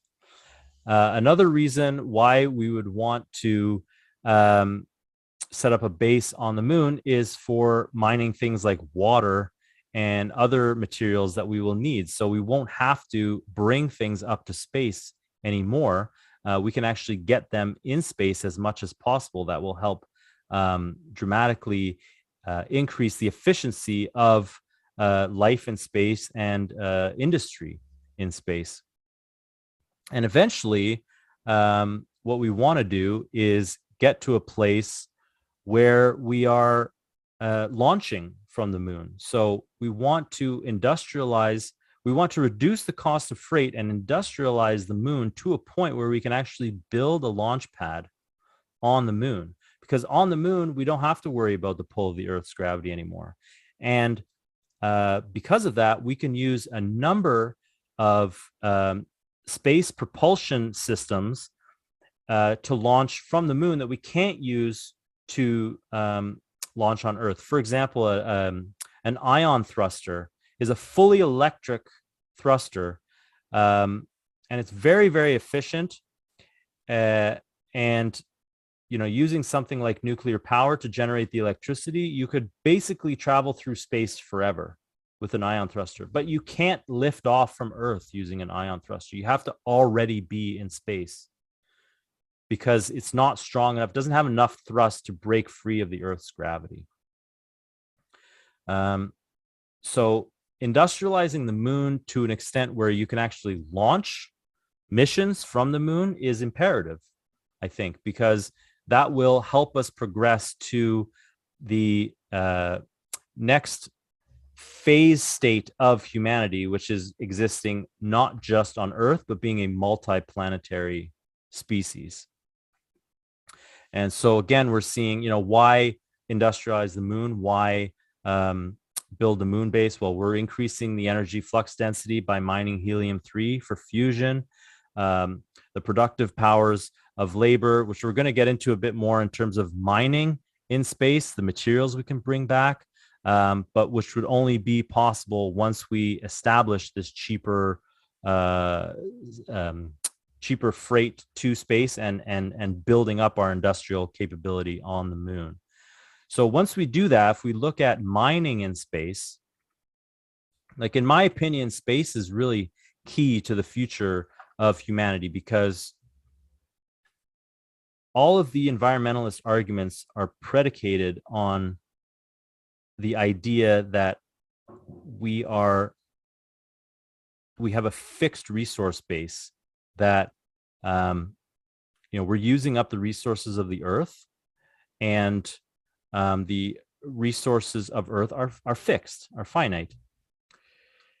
Now, as we've seen through things like the fusion torch, mankind's resource base is dynamic, and we could, even just on Earth, through new fusion technologies, be mining dirt for a lot of things that we use, like metals, iron, titanium, gold, things like that. But these things also exist in near limitless abundance in space if we can get to them. But we need to build up this capacity in order to be able to get to them. So, going to an asteroid, a lot of asteroids we've found are just full of like gold, titanium, iron, water, all kinds of things.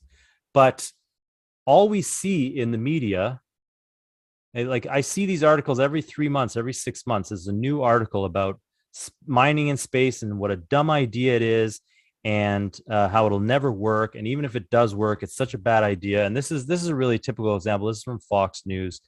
Giant golden asteroid that can make everyone on Earth a billionaire. But you read into it and it says the asteroid is called Psyche.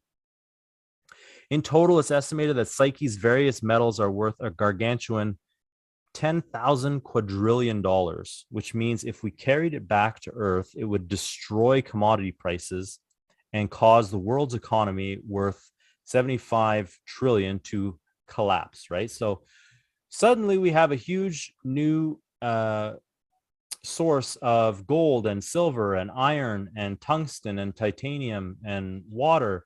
And so the Earth's economy would collapse, right? Like, what could we do with all that, right? So here's another one from Bloomberg. We're never going to mine the asteroid belt. Another one from the Washington Post. Sorry, asteroid mining is still science fiction. There's a TV show called Billions, which is Bobby Axelrod, who's a hedge fund titan, and Chuck Rhodes, who is a attorney, a district attorney, who's trying to bring him down because he's like a corrupt Wall Street guy. And this was from one episode in the last season. This was like probably one of the best examples I've seen of this argument. This show is written by what's his name? Andrew Ross Sorkin, who is on CNBC, like a real Wall Street, monetarist guy. And in this episode, they started taking these like Adderall type drugs, which supposedly give you incredible focus of mind and really amplified your cognitive powers. And really the drug was a scam, and they weren't, it wasn't working at all. So Axelrod, when he took the drug, had the idea to move all of his money into space mining. And he was like, it's the future. We're going to bring back all this gold and all these minerals, and we're going to corner the market. And we're going to own everything. And the one person in the office who wasn't on the drug comes and talks some sense into him. And he says, let's say you're right about this whole crazy plan. You somehow pull it off, and you harvest more gold, platinum, tungsten, and cobalt than the world has ever known. It will all end up as worthless as sand because it will glut the market. Scarcity is the only thing that gives this stuff value. And you will have fundamentally destroyed that. And Axelrod realizes that he's right. He goes, fuck. Okay, pull the plug. Do it. I was wrong. Okay, so what's the implication, right? You have to be on drugs to think space mining is worth anything. And all it will do is glut the market, and you'll bring back, diamonds or gold or whatever, and the price of it will crater, and nothing will be worth anything anymore, right?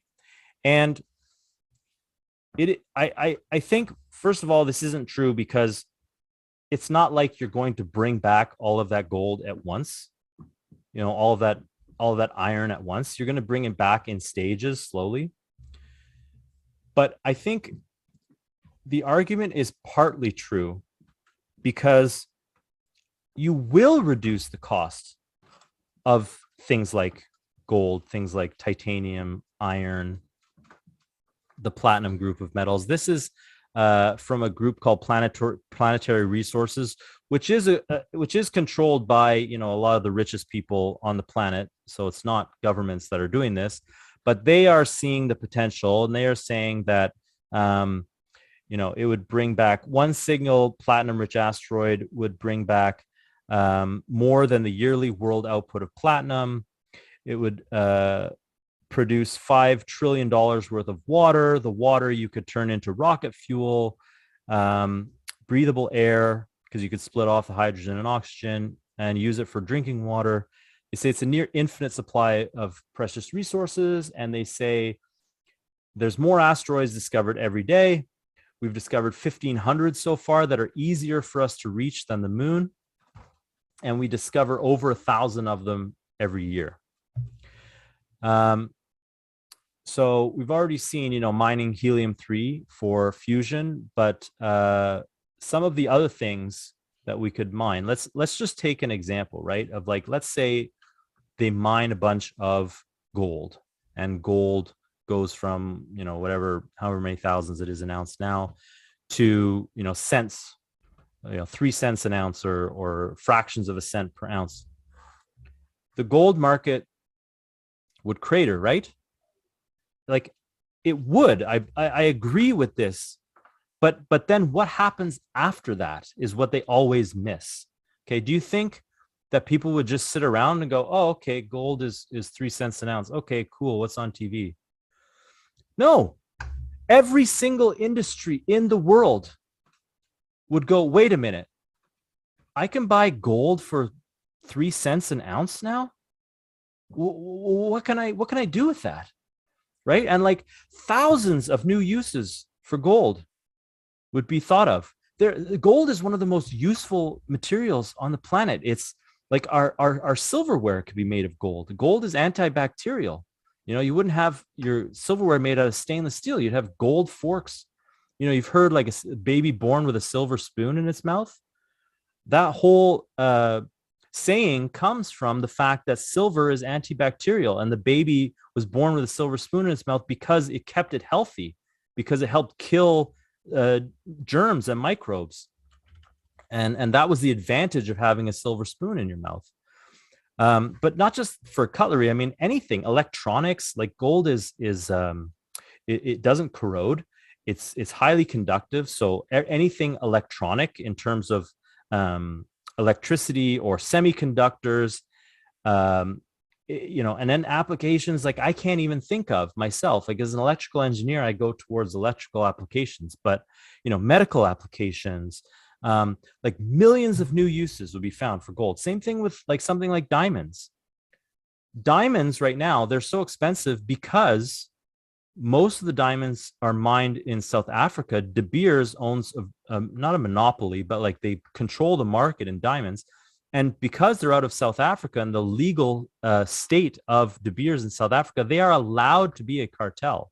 Like De Beers in most other countries would be shut down as an illegal cartelization of the diamond market. But De Beers is allowed to keep 90% of what it mines in diamonds in a vault somewhere, not to be brought to market, and only bring to market 10% of what it has. So it creates artificial scarcity in diamonds. But diamonds are an incredibly valuable, like the physical properties of diamonds. It's really, really interesting. Like for heat conductivity, for example, heat sinks and heat shields for spaceships and things like that. Can you imagine if your spaceship had a diamond heat shield? You can't imagine it today, right? Because diamonds are so expensive. But if it was something that we were able to bring back to Earth at a very low cost, because suddenly it's so much more plentiful, so many new uses could be found for these things, which would then start to drive the price back up. And all of these things would be of benefit to humanity. Like just for me in electronics and managing heat, everything that we have now for managing heat is a metal, which is conductive. So you have a double-edged sword where you have something electrical generating heat, but your heat sink is conductive. So you have to insulate it from the electricity. But then that insulation works against you because you're trying to transfer the heat as efficiently as possible. Diamond is very interesting in that it's much more thermally conductive than anything that we know of in terms of like, aluminum or copper or whatever used for heat sinks. But it's not conductive electrically. It's very insulating electrically. So like all of these applications that would suddenly become possible, we can't even imagine today, but none of this is ever considered in the strict like monetarist view of resources and mining things in space. So I think that it really does a disservice a lot of these articles and TV shows when they talk about, oh, you bring back all that iron or all that gold, you're just going to glut the market and destroy it. It's not what would happen at all. Yes, it would happen temporarily, but when you bring that price down, all kinds of new possibilities arise, and that's what they never consider. So again, the principles of progress for asteroid mining. or mining in space generally. One of the things, I mean, obviously we're increasing energy flux density because if we're mining uh, helium-3, for example, bringing it back to Earth, we're using it for fusion, increasing the energy flux density. But increasing the productive powers of labor is really interesting because you have to consider most mining in space won't be done by humans. It'll be done by robots. And so humans will have access to all these new resources. I mean, yes, we'll have to control them by computer or whatever, but the amount of labor that we'll actually have to do to acquire this will go down dramatically. And so we'll be increasing the productive powers of labor while also increasing our resource base dramatically. And so we'll be getting a lot more for less work, again, according to the least action principle. So I hope you're seeing a pattern here. And just to conclude, what are we seeing here? Are there limits to growth? Are the environmentalists right? Are there limited resources, or is there just limited imagination and limited funds? And I hope that we can see a kind of like universality to these principles, that these principles can apply to all places on Earth and can apply at all times. So, it doesn't matter if we're considering these proposals today or like the topic of this symposium is in the next 1,000 years. What are the future technologies we're going to be evaluating? By applying these principles and this method of analysis, we can determine whether or not it's something that would be beneficial to undertake.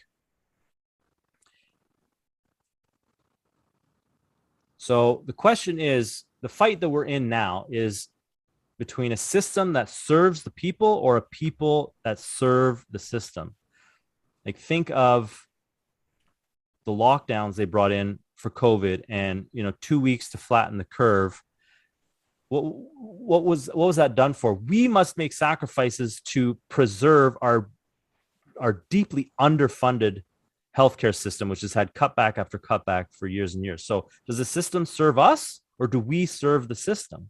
Right. And so what does the current neoliberal ideology give to us? Nothing. It gives us nothing but servitude. The system doesn't serve us. We serve the system. The world we need to build, the example, the inspiration we want to give people is that we need to build a system that serves us. And, I just want to mention China briefly because all of these things that I've mentioned, from like national banking, Maglev, advanced nuclear power, fusion research, space, asteroid mining, development of a moon base, there is no nation on Earth more focused on pursuing all of these objectives than China. And if we are interested in pursuing these policies, we need to realize the ally that China could be to us in this regard. The oligarchs are terrified of the stunning rate of growth that China has seen in the last decade because the West has forgotten how to grow. It's been beaten out of our heads. And what is China actually doing? Forget about the propaganda that we get every day about how evil China is. What are they actually doing around the world? Setting up their state banks for rational funding of their infrastructure projects and fair international lending. We see, like in The Economist, they talk about the perils of China's debt trap.